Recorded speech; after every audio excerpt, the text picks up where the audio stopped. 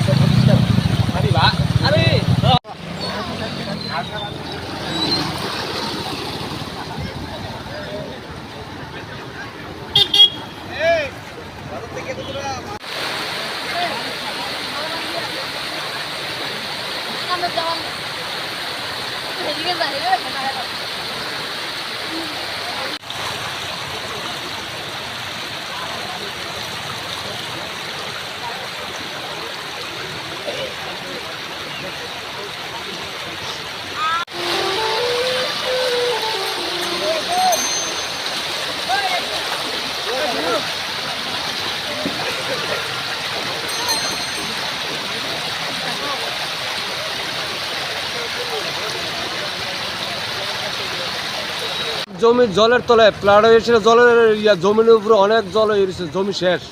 এই ব্যাপার নিয়ে কিছু কোচিং নি কেউ কাছে গেছেন? কোচিনে তো কারোর কাছে এইমাত্র জল হয়েছে, জলের দর সব শেষ হয়ে গেছে। এখন যদি সরকারি সাহায্য পায়, কিছু সুযোগ সুবিধা পায়, তো উপকার হইবে আর কি। তো এই কি কইছে কি কইছে অন্ত কারো তো আসছে না, আমরা তো দেখতে আসছে না, দেখতে আইলে না আমরা জমিতে হাইতাম। তো আপনারা কোনো মানে কোনো প্রশাসনের কাছে বা কেউ কাছে প্রশাসনের তো আগে আইসেন তো কারো অন্ত আমরা জলের লেগেও বাড়িতে পারতাছি না, চতুর্দিকে জল হয়ে রয়েছে। অন্য রকম প্রশাসন যদি আগে তো না আমরা জমি দাহাই দিতাম। তো আপনার ক্ষুদ্র ক্ষয়ক্ষতি হয়েছে? আমার জমি হচ্ছে একখানি 14 ঘন্টা জমি, আমার একখানি 14 ঘন্টা জমি একদম জলের তলে। তো আইসিনি আপনাদের এমএলএ আইসিনি? না আইসে না আইসে না, তাহলে জলের লেগে আইতেও পারতেছে না মনে হচ্ছে গিয়া। তো কোন সময় প্লাটটা হয়েছে? এটা মনে করেন রাত্রে 2টার পরের থেকে জলে ঠেলা দিচ্ছে। 2টা পরের থেকে? হ্যাঁ। নদীর কোনো পাট্টার মাংস নাকি? নদীর পাড়ের কথা তো হলো কইতাম, তাহলে বাড়ি করতে পারতাম পারতাছি না জলে লেগে। রাত করাতে জল বাড়তাছে, শুধু জল আইতাছে, জল বাড়তাছে। আমার নাম? আমার নাম মতি মিয়া। বাড়ি ওই উত্তর নারা। টিপা বলে যে আলিগুলো নষ্ট হয়েছে, সেই হিসেবে আমাদের কাছে কি বার্তা দেবেন? বার্তা বলতে সব তো প্ল্যানে তো আমরা সব মাইর গেছে। হ্যাঁ, আর তো এটা ভাইলো এটা টিকতো না। পুকুর টুকুর সব মাছ সব বেরিয়ে গেছে না, হ্যাঁ ডুবাই লেগেছে। এই অবস্থা আমরা আছি, ভালো অবস্থা, আমরা খুব বেহাল অবস্থা আছি গৃহস্থরা। আপনারা এই ব্যাপার নিয়ে কোনো প্রশাসনের কাছে কোনো জানিয়েছেন? আমরা প্রশাসনের থেকে কিছু সাহায্য সংস্থা পাইতে চাই, তারা কতটুকু হলে আমরা সাহায্য করে। এই ব্যাপার নিয়ে কি মানে কি কইছে, কোনো প্রশাসন কোনো কিছু আইছে না?